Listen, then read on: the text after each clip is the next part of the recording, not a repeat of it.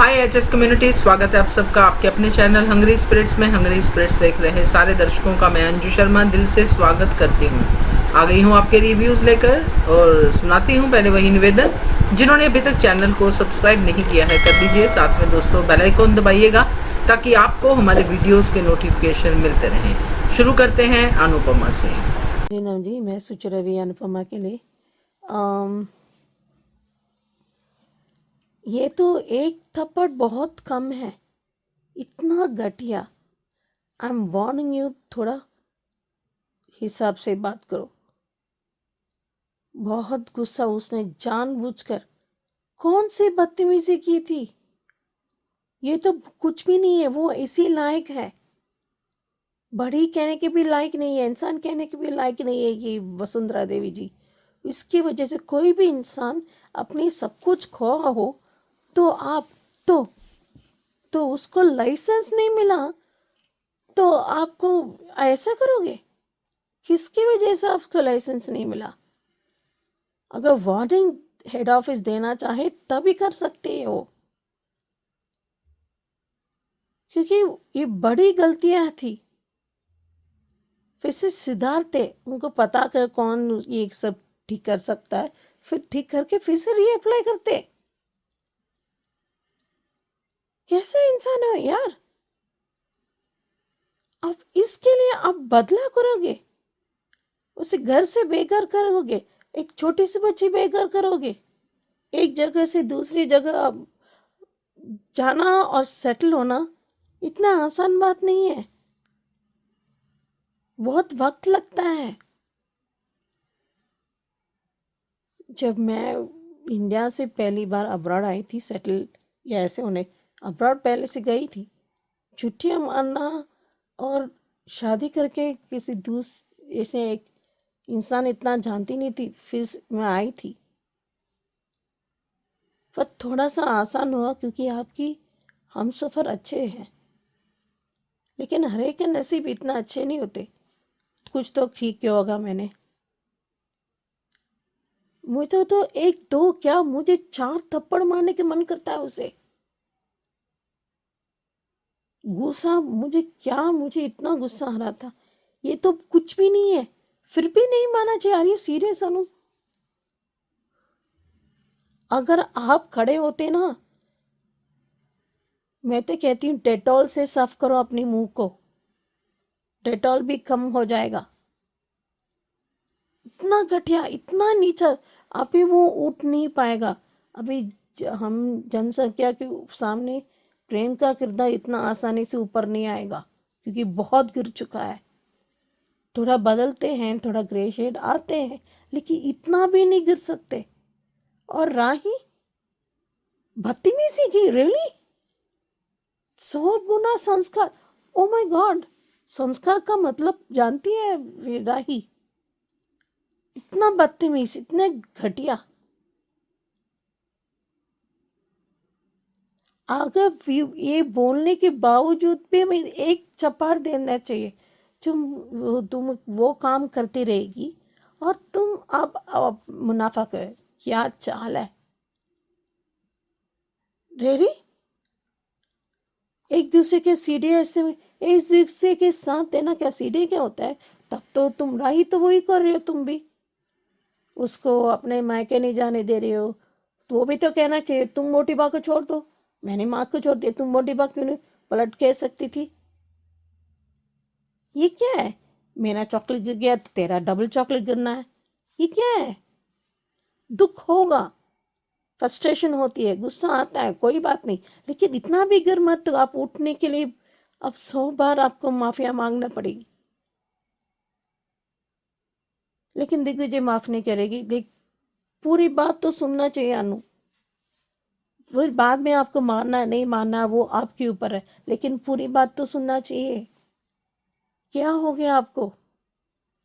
और एक पर से माँ अपने तो बस साथ देने के भी नहीं मौका नहीं। इतना कायर कहाँ से है? इसलिए वनराज भी ऐसा है। इतना कायर कौन रहता है? और उसको बहुत हिल गया, पहले से ही उसको दुख हो गया तो उन लोगों ने ऐसा काम किया, और फिर अनु का शब्द, खुद अनु फंस गई, वो भी फंस गया। उसको वहां को रणवीर दिग्विजय पसंद नहीं है, तो उसको कैसे भी भगाना है, तो ये मौका ढूंढ रही है। कैसे इंसान है। और कैफे से पनीर पकौड़े भी चाहिए, कुछ नहीं मिलना चाहिए उसे, अपने वो हक जमाती है। क्या इसका क्या कहते हैं, एंटाइटमेंट। किस हक से वो चला रही है, मेहनत करे, ठीक है, खाने के बुजुर्ग है, ऐसे वो चल रही है, लेकिन हर एक क्यों करना है। पहले वहां पर थोड़ा बैन करना चाहिए बा को वहां पर आने के लिए। क्यों इतना फर्क है बा और अनुपमा पे। अनुपमा पहली बार अनजाने में गलती कर रही है, ये बेचारा फंस गया है। ये ठीक नहीं है, थोड़ा अनु को कुछ करना पड़ेगा। और अभी वो कॉन्ट्रैक्ट या किसी और ने ले लिया है, इसने जानबूझकर, जानबूझकर उसको इस उम्र में अनुपमा को, इन लोगों को रुला रहा है। इतना घटिया, इतना विष कि विष भी कम फीका पड़ जाएगा। और राही, उसको तबीयत ठीक नहीं है उसकी वजह से, क्योंकि वो विटामिन डी, B12 ये सब थोड़ा सर्च के वजह से उनका तबीयत अंदर की बच्चे पैदा नहीं हो पा रहे और पहले से प्रेशर डाल रहे हैं। ये सब ठीक होगा, अपनी कर्मों की सजा थोड़ा ठीक कर गो मदेर। अगर कर्म की ठीक नहीं करते तो ये सब कुछ ठीक नहीं होगा। अभी देखते हैं। हेलो अंजू जी, नवीन जी, नमस्ते और सभी को सुजाता का प्यार भरा नमस्ते। एपिसोड देखा, अच्छा था। वसुंधरा कोठारी ही ने तो और प्रेम ने, उसके पोते ने, वो खैर अब जो है खैर अपनी लिमिट सारी क्रॉस कर ही दिए। और अब जो है वसुंधरा कोठारी का पोता उसकी परिपाटी को आगे ही बढ़ाएगा, ये पक्का है। क्योंकि जैसी दादी वैसा पोता, और उसका कुछ ज़्यादा ही असर आ चुका है प्रेम पे। अभी तो इन लोगों को ये पता ही नहीं है कि जो है प्रेम ने इनका फॉर्म निकाल के उसको जला भी दिया है। खैर अभी कान्हा जी कुछ ना कुछ तो ऐसा ज़रूर करेंगे कि जिससे ये अपनी मुँह की खाएंगे। और वे फूड कंपटीशन में शायद जब देखते हैं कि कैसे इनका फॉर्म इनको इन तक पहुंचता है। और आज दिग्विजय जी का प्रेम को थप्पड़ मारना बहुत सही था, बिल्कुल सही। और आज जो जो इन्होंने दिग्विजय जी ने इन लोगों को सच का आईना दिखाया, पर अपनी बदसूरत शक्लें देखना इन लोगों को रास कहाँ से आएगा। अपनी घिनौनी शक्लें आईने में देखना कैसे ये बर्दाश्त कर सकते हैं, क्योंकि सच तो सच है। और आज बिल्कुल उसने तो प्रेम ने अपनी लिमिट्स क्रॉस कर दी है। जो उसने ये कहा कि आप तो बिना शादी किए ही बापूजी के घर जवाई बन गए। अरे पागल, कम से कम रिश्तों का तो लिहाज कर लेता। और ये राही मैडम आके क्या कह रही हैं कि जो है उसने प्रेम पर हाथ उठाया। वजह कोई भी हो, वजह बताओ, हिम्मत है तो सही वजह बताओ तो सही। जब ये अंश, माही ये सब पूछ रहे हैं, वजह मैं बताना ज़रूरी नहीं समझती। और आज दिग्विजय जी ने जो बोला है कि मैंने कसम खाई थी कि कभी भी मैं मैदान के बाहर हाथ नहीं उठाऊंगा। तो कह रहा है जब हाथ और कसम दोनों ही अब टूट उठ ही चुका है, तो फिर अब जो जो आए, और उसका उनका इशारा गौतम की तरफ और प्रेम दोनों की तरफ था।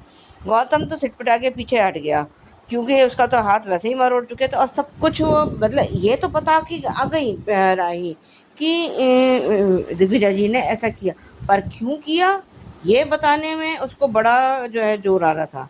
किस मुंह से बताती कि प्रेम ने आपके और उनके ऊपर, रिश्तों के ऊपर झूठ वो मतलब इल्ज़ाम लगाया था गंदा। क्योंकि जैसी भाषा वो खुद बोलती आई है तो प्रेम को तो जस्टिफाई करेगी ना वो।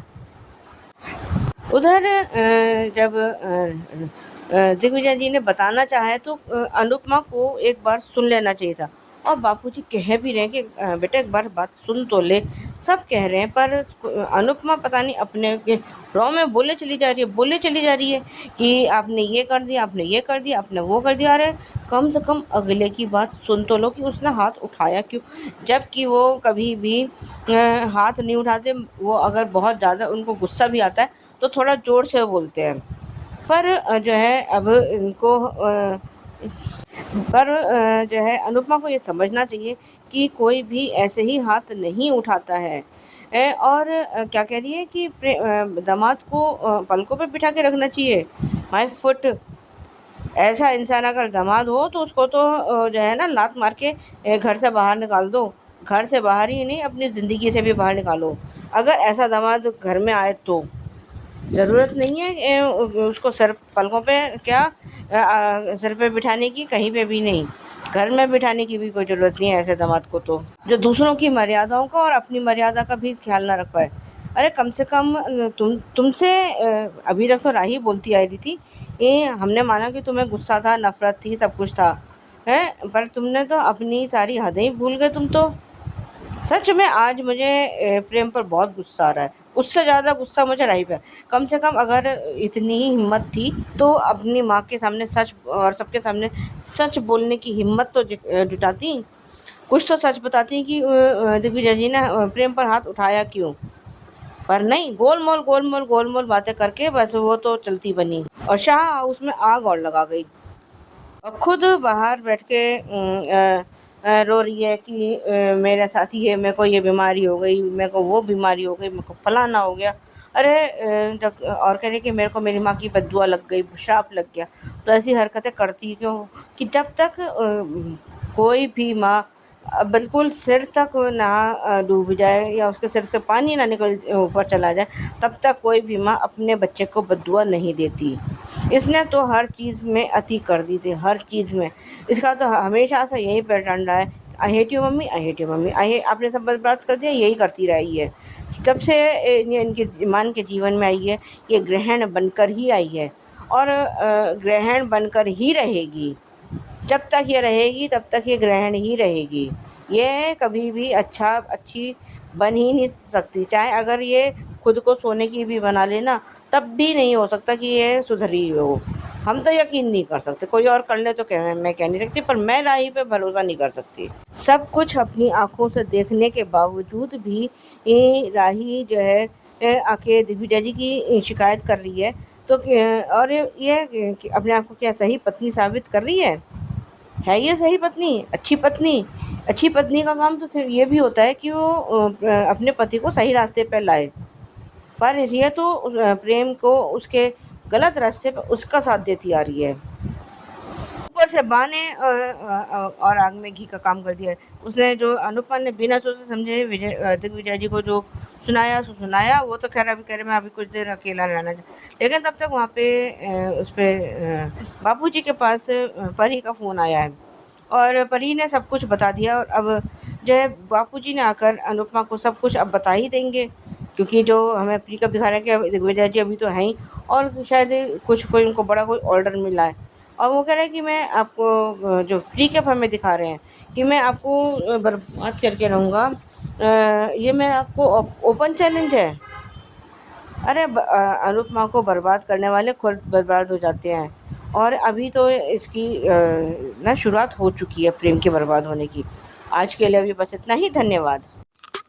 Hello Anju ji, Naveen sir and all my friends. मैं कहती पहले तो तू तमीज सीख ले प्रेम, घटियापन की हर हद पार कर दी है इस राही प्रेम ने। सही बात कही दिग्विजय ने, अगर इतना ही पैसा है, ताकत है, तो वसुंधरा देवी अपने पोते के लिए एक अच्छा सा कैफे ओपन कर देती। श्रुतों के टुकड़ों पे पलने के लिए क्यों फेंक दिया?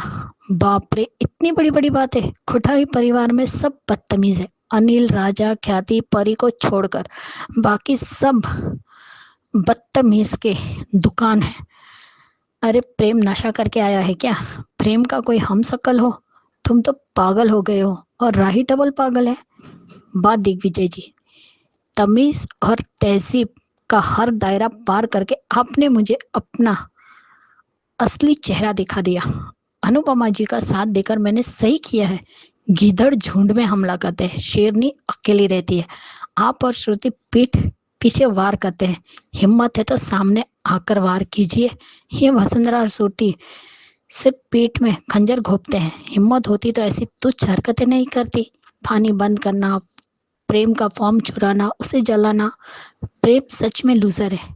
क्यों राही, ये क्यों नहीं बताया शाह वालों को कि प्रेम ने मम्मी के कैरेक्टर पर उंगली उठाई थी? और वसुंधरा के मगरमच्छ के आंसू।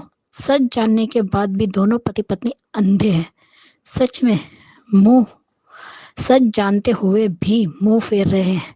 तुम्हारी दादी दूसरों का घर और कैफे बंद करवाती है, उन्हें घर से बेघर करती है, फिर भी वो सही।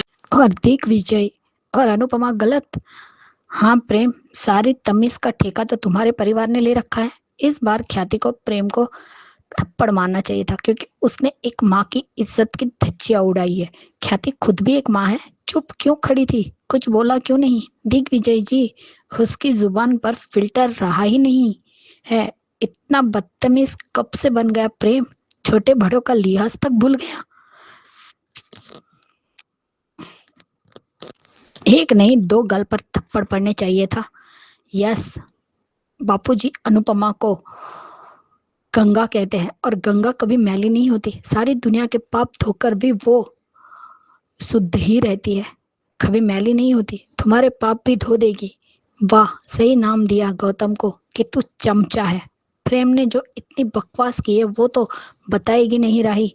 वाह दिग्विजय जी, जो इल्जाम और जो लांछन तुमने अनुपमा जी पर लगाए हैं वो मुझे याद रहेंगे, क्योंकि तुम मेरी नजरों में गिर गए हो और उनके बच्चे हो। इसलिए आखिरी नसीहत दे रहा हूँ, इतने मत गिर जाना कि अगर कभी अपनी माँ से माफी मांगनी पड़ी तो उनके पैरों तक भी ना जा पाओ।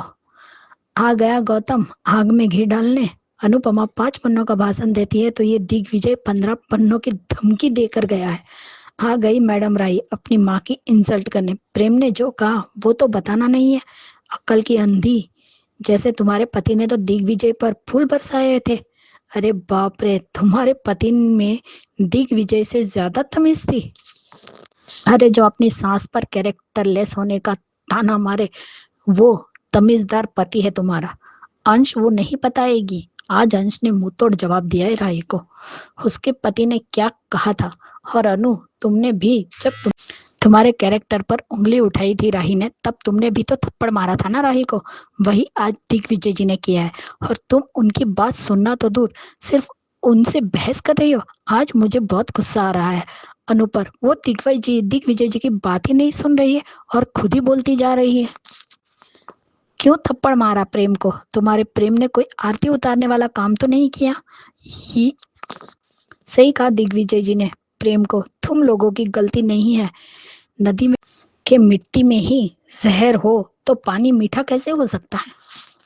आखिर हो तो वसुंधरा नागिन के ही पोते, तो जहर तो तुम्हारे अंदर कुट कुट कर ही भरा होगा। चलो, परी ने बापूजी को सच बता दिया। ये अनु में अक्ल नहीं है क्या? खुद तो अपनी सेल्फ रिस्पेक्ट के लिए कुछ बोलती नहीं और चाहती है कि डिग्गी भी कुछ ना बोले। क्यों भाई? वो प्रेम घटिया उसके कैरेक्टर के बारे में कुछ भी बोलता जा रहा था और वो सुन लेता। अनु की खुद की तो सेल्फ रिस्पेक्ट है नहीं और दूसरे को ज्ञान दे रही है कि हमारे घर के मामलों में इंटरफेयर मत करो। अब वो तुम्हारे घर के मामलों में इंटरफेयर नहीं कर रहा है। उसके कैरेक्टर के बारे में भी कोई कुछ भी बोलेगा और वो क्यों सुनेगा? कान्हा जी, थोड़ी अक्ल दो अनु को। राही, तुम्हारी ये बीमारी भी तुम्हारे पति और नई माँ की वजह से ही है। उसमें अनु की कोई गलती नहीं है। राही ने पूरी बात बताई नहीं और अनु ने पूरी बात सुनी नहीं। अनु को दिग्विजय की बात सुननी चाहिए थी। प्रेम मेरा बेटा है सर। फिर वही बेटा तुझे क्यों बार बार औकात दिखाता है? लीला ने भी बढ़िया रियलिटी चेक दिया अनु को विथ स्टार्टिंग डायलॉग कि तेरे फूफू करने से ये लगी हुई आग नहीं बुझने वाली। आज जब दिग्विजय जी ने कहा कि फूड कंपटीशन में मुकाबला होगा, तब प्रेम का चेहरा क्यों उतर गया? उतरेगा ही, और एक्सप्रेशन भी वैसा ही था कि चोर की दाढ़ी में तिनका। फॉर्म जो जलाया है। अब क्यों डर लग रहा है? क्योंकि उसके चेहरे पे डर तो दिखा मुझे। और राही, मैं तो कान्हा जी से प्रार्थना करती हूँ कि तुझे भी तेरे जैसी ही बेटी मिले और वो तुझे उतना ही जलील करे जितना तू अपनी माँ को जलील करती है। आज अनु ने दिग्विजय जी का दिल बहुत दुखाया है। राही कितनी घटिया लड़की है यार, उसका पति उसके सामने उसकी माँ के बारे में कितनी नीच बातें कर रहा है और ये सुन रही है, सुन तो रही है, ऊपर से अपने पति का ही सपोर्ट कर रही है और जाकर उल्टा माँ से ही लड़ रही है। और ये भी नहीं बता रहे कि प्रेम ने कहा क्या जो दिग्विजय ने उसे थप्पड़ मारा, मतलब अपने पति की करतूत छुपा दी और दिग्विजय को विलन बना दिया और अपनी दादी सास की भी बात नहीं बताई। वाह राही, तुमसे ज्यादा अपने ससुराल वालों के प्रति ईमानदार कोई हो ही नहीं सकता, जो हर बार अपने मायके को नीचा दिखाती है। दिग्विजय की बर्बादी की बात सुनकर ख्याति को बुरा लगा, बाकी किसी को नहीं लगा। कोई गलत बोलेगा तो प्रेम थप्पड़ ही खाएगा, क्या उसको फूलों की माला पहनाएगा। प्रेम ने खुद राही माही के साथ रास लीला रचाई और साफ फैमिली का दामाद बन गया, इसलिए वो दिग्विजय को कह रहा है कि बापूजी का दामाद बन गया। अब प्रेम की बर्बादी पक्की है। अनु आज सच में पागल हो गई थी, दिग्विजय की बात नहीं सुन रही थी। Bye guys, good night. Yes Suchi ji, जो आपने कहा बिल्कुल करेक्ट है। गुस्सा आपका बिल्कुल जायज है, क्योंकि इतनी घटिया वसुंधरा कोठारी और उतना ही घटिया उसका पोता प्रेम, एक लाइसेंस के लिए, बिल्कुल आपने सही कहा, एक लाइसेंस नहीं मिला तो इन्होंने किसी का घर उजाड़ दिया, किसी का जो कहते हैं रोजगार छीन लिया, किसी के मुंह से निवाला छीन लिया। बहुत ही घटिया हरकत, बहुत ही घटिया। और करेक्ट कहा कि राही को खुद को संस्कार का मतलब नहीं पता तो क्या ही कहेंगे उसके बारे में। सही है, आपकी बात बिल्कुल करेक्ट है। एक नहीं कई थप्पड़ पड़ने चाहिए थे प्रेम को इस बात के लिए। और सुजाता जी बिल्कुल करेक्ट है आपकी बात कि वसुंधरा कोठारी का ये पोता प्रेम कुछ और करे ना करे, वसुंधरा कोठारी की ये बेईमानी वाली, ये धोखेधड़ी वाली, ये सुपीरियरिटी कॉम्प्लेक्स वाली जो उसकी लेगेसी है ना, इसको जरूर आगे लेके जाएगा। करेक्ट कहा और बढ़िया बोला आपने कि खुद ही प्रेम वाली भाषा बोलने वाली राही अब प्रेम को जस्टिफाई कर रही है, क्योंकि भाषा तो दोनों एक जैसी ही बोलते, तो जस्टिफाई भी करेगी ही करेगी, क्योंकि समझ में तो आता नहीं है इनको कि हम सही हैं कि गलत हैं। करेक्ट है। और ख्याति जी बिल्कुल करेक्ट कहा आपने कि प्रेम ने कोई नशा किया है क्या। करेक्ट, आप बिल्कुल स्ट्रेट बोलती हैं कि करके ऐसा ही लगता है कि कोई दूसरा ही प्रेम देख रहे हैं। बिल्कुल सही कहा आपने और बढ़िया धोया है दिग्विजय ने। करेक्ट कहा आपने। तो ये थे दोस्तों अनुपमा के रिव्यूज। अब सुनते हैं ये रिश्ता क्या कहलाता है पे क्या है आपका कहना। मीना जी, मैं सोच रही ये रिश्ता क्या कहलाता के लिए, ये ऋषभ तो साइको है। जरा सी बात के लिए उसको दिमाग ट्रीटमेंट चाहिए, ही नीड्स इट। ये सब ये दादी बुआ सा होता है, वो उसको ब्रेन वॉश किया गया है कि औरत कमज़ोर है। व्हाट नॉनसेंस, औरत किसने कहा कमज़ोर है।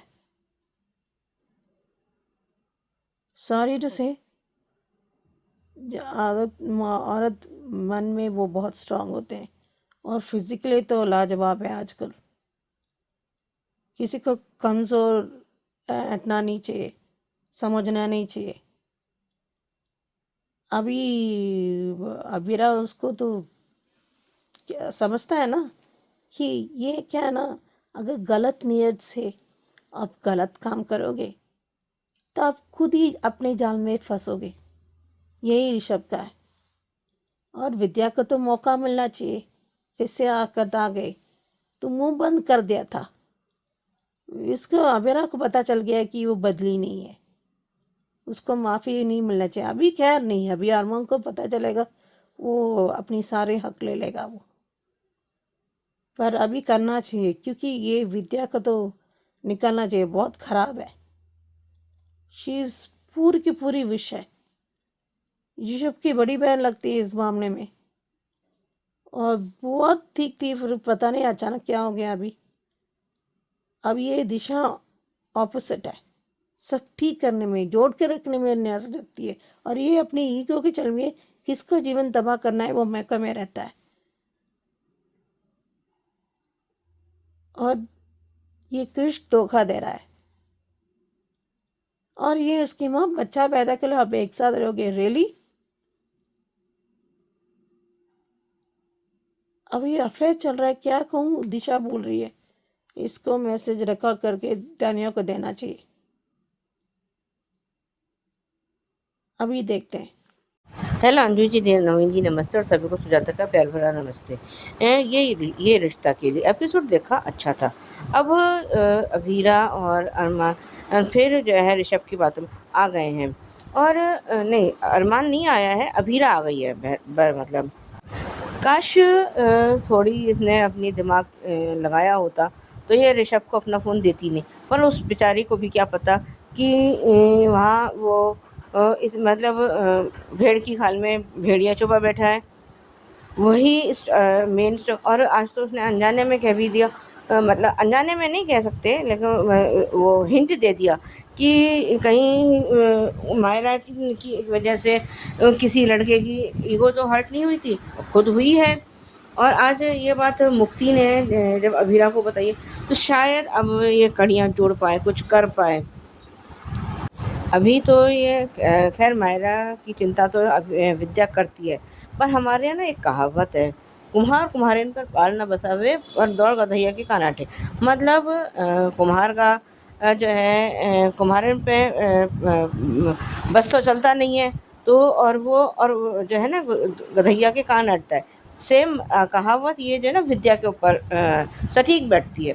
इसलिए क्योंकि ये गलती चाहे किसी की भी हो, इसको ब्लेम या तो अभीरा को करना होता है या मुक्ति को। आज जिस तरह से जब वो नाश्ता लेने आई है उसके लिए कि तुमने उसको कर नहीं दिया, ये नहीं किया, वो नहीं किया, लेकिन आज जिस तरह से अभीरा ने मुक्ति का डिफेंड किया है तो वो अच्छा था। और कहने कि अगर ये सही टाइम पे उसको नहीं करती तो आज पता नहीं उस जो है ना ड्रोन में कुछ क्या से क्या कुछ मतलब वो रिकॉर्ड हो जाता। और वो अभी अपनी अंगूठी उतारने के लिए कोशिश करी है। और वो जो चेन उसने पहनी है, चेन तो खैर उसने उतार दी है।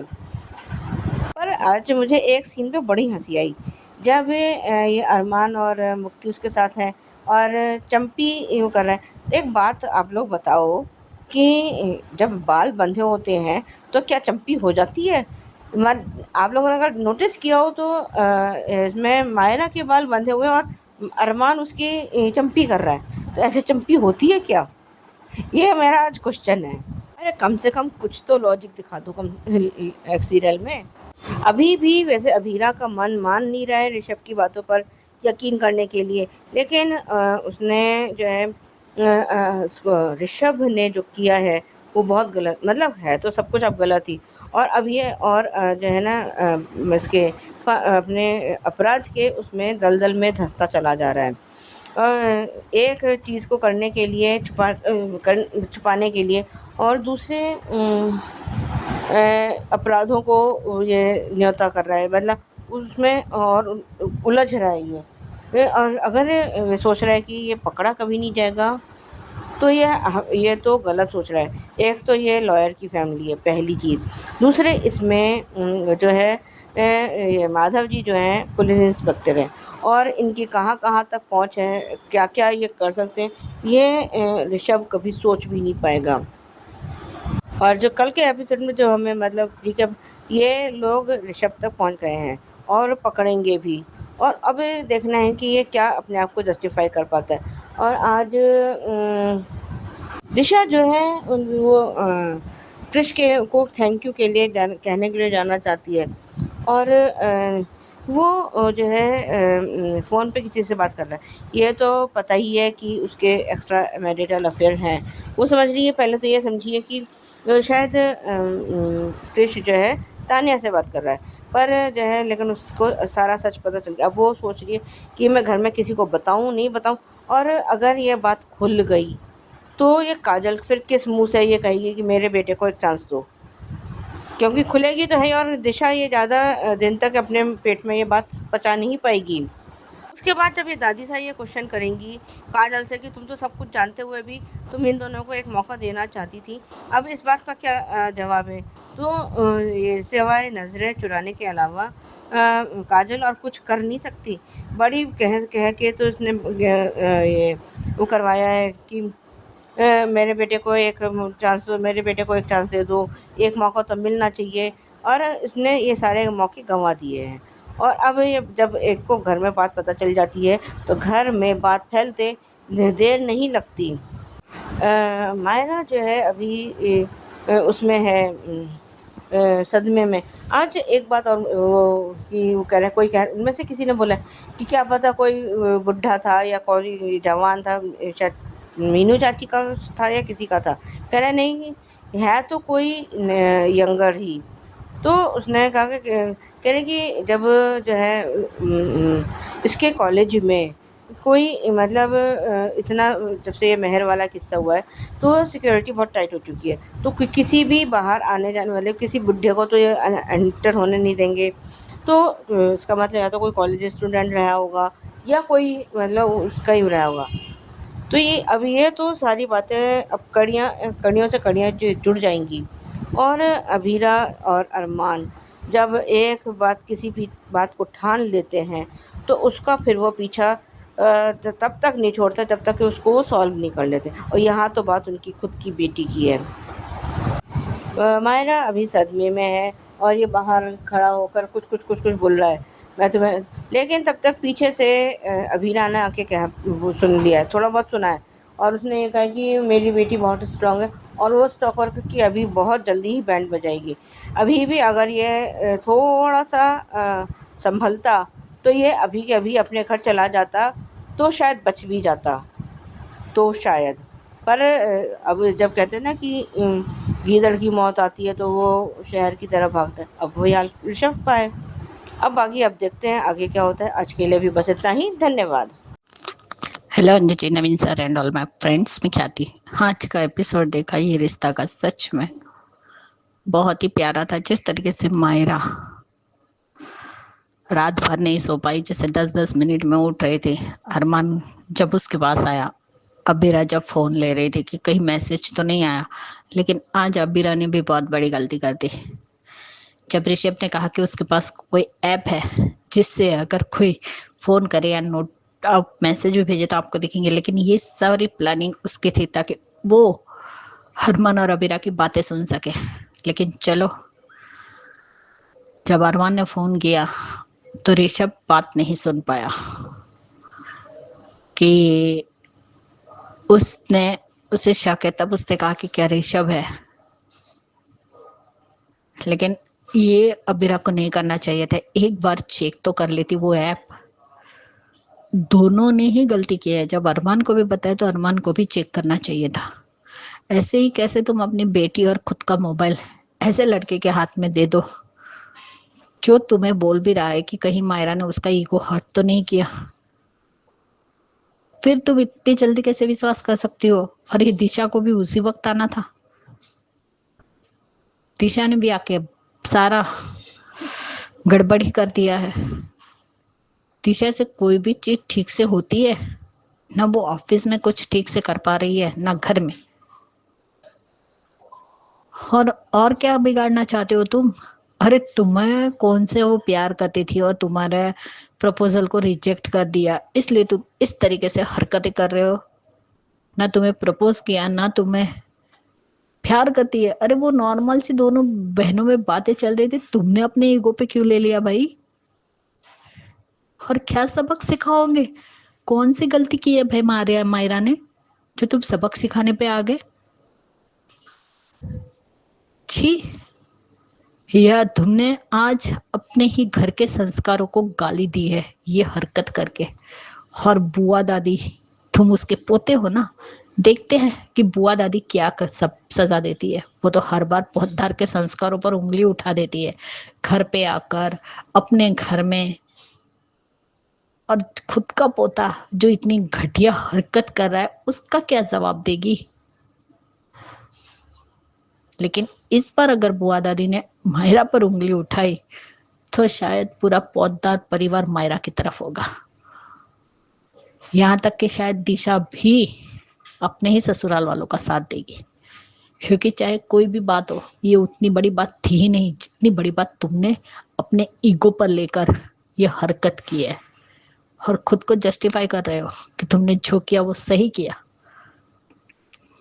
लेकिन अबीरा ने भी बोला कि वो चाहे कोई भी हो, उसकी बैंड तो मैं बजा कर रहूंगी, मैं और अरमान। तुम शायद ऋषभ भूल गए हो कि माधव एक पुलिस ऑफिसर रह चुके हैं और ये जो तुमने हरकत की है ना, वो गैर कानूनी ही है।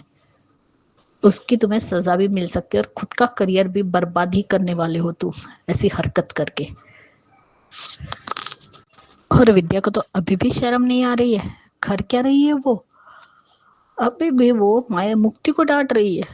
बिल्कुल सही किया अबीरा ने आकर, कि अगर मुक्ति नहीं होती ना तो शायद आज मायरा की क्या हालत होती और किस स्थिति में होती, वो तुम भी नहीं जानती विद्या। खुद तो गई नहीं अपनी पोती को बचाने और मुक्ति को बोल रही हो। इसे शर्म आती भी है या नहीं? हालात क्या है, अभी क्या सिचुएशन चल रही है, मायरा की हालत क्या है, उसे कुछ नहीं देखना है। सिर्फ मुक्ति को ब्लेम करना है, क्योंकि मुक्ति उसकी बेटी नहीं है ना, उसकी पोती नहीं है, वो तो किसी और की बच्ची है।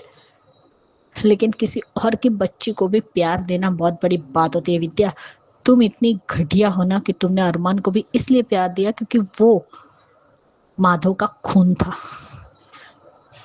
वरना अगर माधव जी उस बच्चे को किसी और का बच्चा लेकर आते तो शायद तुम अरमान के साथ भी वही सब करती जो आज तुम मुक्ति के साथ कर रही हो।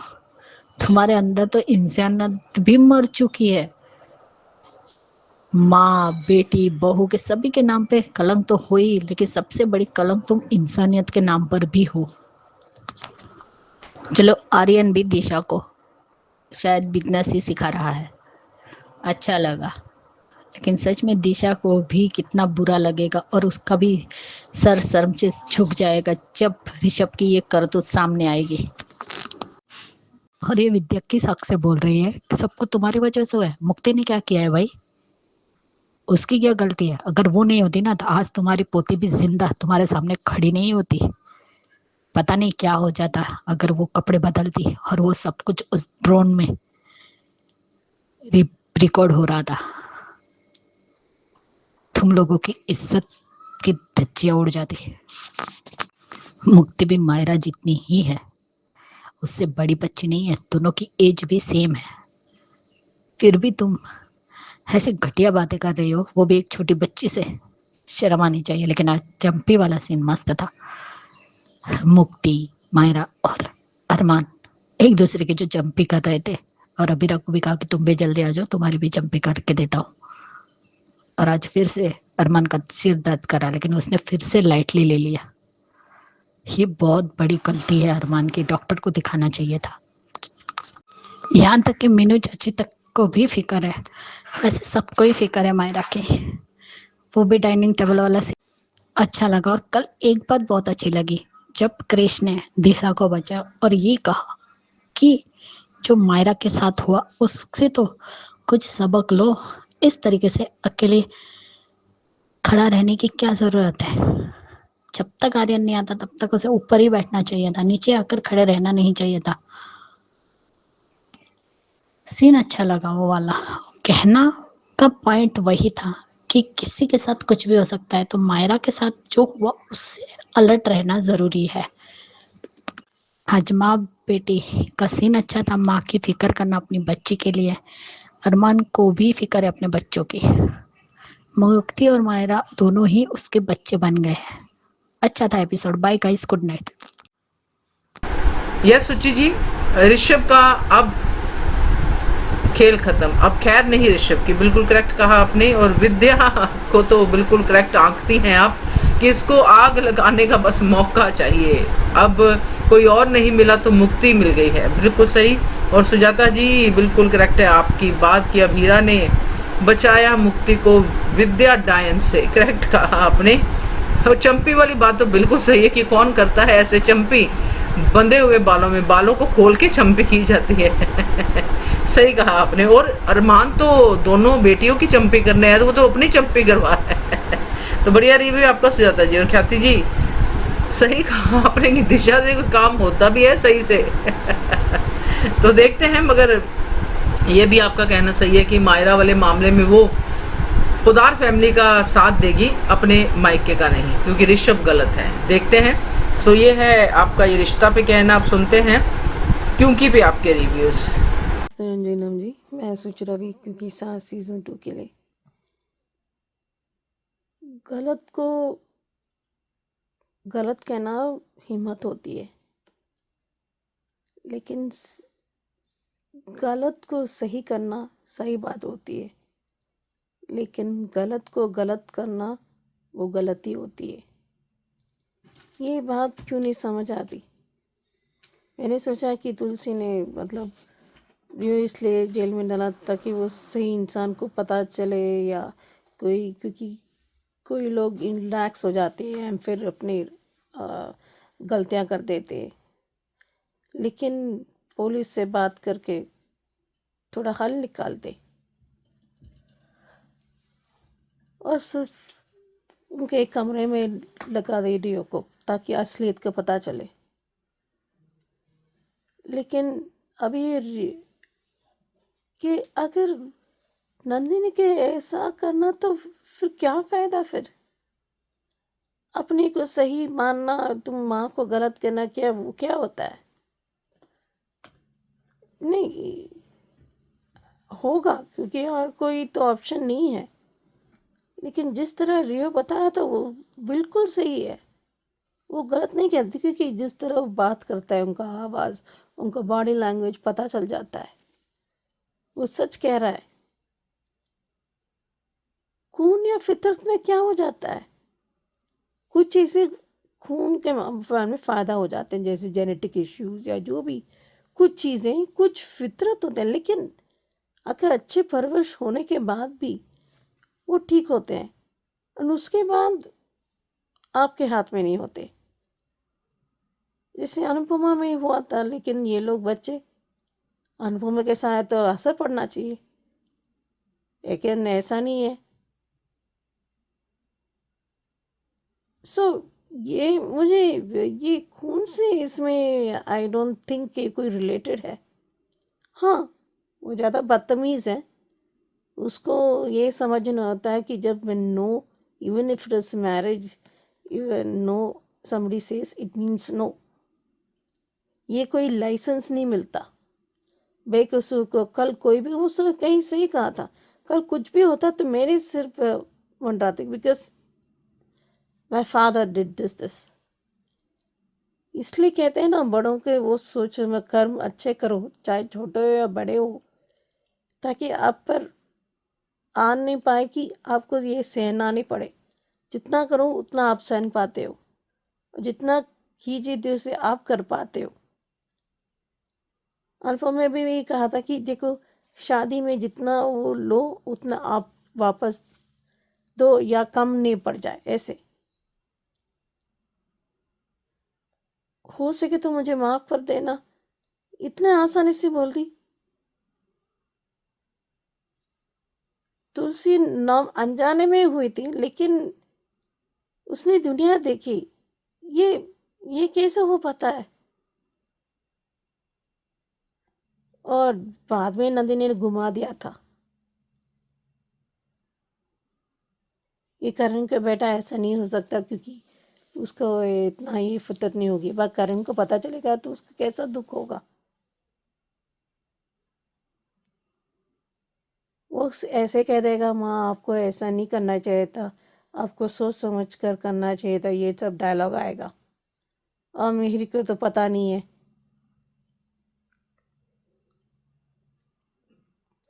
देखो, कई बार रिश्ते क्या होता है ना, इतने स्मूथली आने के लिए आना जाना होता है।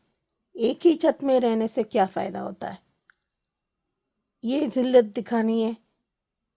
इससे अच्छा वो अकेले रहते, वो नर्स को अपॉइंट करते, आते जाते रहो, फिर उनको समझ आएगा इंसान को, फिर आप एक ही छत में रह सकते हैं। गौतम में एक छत पे अभी आया है, बीच में कितने सालों से वो नहीं रहा है। और करण का भी एक ही घर के बेटे हैं ना। आई अंडरस्टैंड इमोशन एक ही जो का समझ पा, लेकिन आते जाते एक स्मूथ ब्लेंड हो जाता है एक ही झटके में, या उसके साथ बैठा के। क्योंकि इसे टाइम में इस बुलाने के लिए हम कई बार ये गलतियां कर जाते हैं। बर्थडे बर्थडे में क्या होता है, एज ग्रुप नहीं है, उनको वही बुला दो, एक ही समय में उठाएगा, वो अकेले रह जाएगा, फिर कोई ठीक से बात नहीं कर पाता है। हम सोचते नहीं हैं, लेकिन ये आगे के जनरेशन वो सोचते हैं। अभी देखते हैं, बट मुझे पसंद नहीं है, लेकिन इसमें से अंगद जो बाकी की सीन पता नहीं इसमें नहीं दिखा है कि अंगद थोड़ा सस्पेक्ट कर रहा है अपनी बीवी को, कि वो विक्रांत की वजह से। पर वृंदा तो नहीं सस्पेक्ट किया था, उसने तो बताया था, लेकिन उस तरह से नहीं बताया। उसको ठीक किया था कि वो पत्नी ने हम करना चाहिए था, अब लोग को बने के लिए हम पता लगे ना कौन धोखा दे रहा है, ये सब बता रही थी। अभी पूरा टेस्ट उसको बिना इनडायरेक्टली, जैसे बच्चे का पिता कौन टाइप, अगर ब्लड ग्रुप कॉमन हो तो क्या तुम सस्पेक्ट करोगे? ये बहुत गलत बात है, ये स्टुपिडिटी के काम है ये अंगद। देखते हैं। Hello Anjali, Naveen sir and all my friends, मैं ख्याति। कल का एपिसोड देखा क्योंकि का सच में तुलसी ने बहुत गलत किया। इंसाफ करने के चक्कर में रियो के साथ नाइंसाफी करती है, जो प्रीकेप में भी दिखाया कि उसने कुछ नहीं किया था, और अब वो कह रही है कि हमारी गलती समझकर हमें माफ कर दो। कैसे माफ करेगा कोई इंसान? और पार्थ भी किस तरीके से इल्जाम लगा रहा है। अरे कोई खाने के खेल है क्या? क्या वो इंसान पानी और भूख लगी तो खाने के लिए नीचे उतरा, तो क्या वो जहाँ वहां से क्या वो घर पे पहुंच जाएगा और ये सब करके फिर से ट्रेन में भी चढ़ जाएगा? आखिर क्या सबूत मिला? कुछ नहीं। और वाह नंदिनी, क्या बात है, तुम तो एक तीर से दो शिकार कर रही हो। तुम चाहती हो कि रियो जेल में भी चला जाए और नियति भी इस घर से चली जाए, यानी तुम्हारा बदला पूरा हो जाए। जरूरी थोड़ी है कि जैसा बाप था वैसा ही बेटा है। अरे कुछ तो समझने की कोशिश करती, कुछ तो फर्क समझती। साहिल ने सही कहा है कि इतनी देर में कोई भी जूहू से जहाँ पे ये लोग रह रहे वहां जाकर वो ये सब कुछ करके फिर ट्रेन में चढ़ जाएगा। और क्या पार्थ को ये समझ में नहीं आता कि कोई बात होगी, कीचड़ लगा होगा, उसने कपड़े फेंक दिए, ठीक है, लेकिन क्या जरूरी है कि वही उसने ही आकर ये सब कुछ किया है? बहुत गलत किया है। और अब तुलसी बेचारी जैसा मुंह बनाकर उसको कह रही है कि हमें हमारी एक गलती समझ कर हमें माफ कर दो, बड़ा दिल रखकर माफ करो। कैसे माफ करेगा वो? और सही कहा उसने, इस घर में रहने आना ही नहीं चाहिए था। अच्छे थे वो लोग, अलग ही रह रहे थे, नियति और रियो। कम से कम माँ बेटे खुश तो थे, इस तरीके से तो बेइज्जती तो नहीं हुई। नियति ने कम से कम अच्छे संस्कार तो दिए अपने बच्चे को। जरूरी नहीं होता कि जैसा बाप हो वैसा ही बेटा निकले।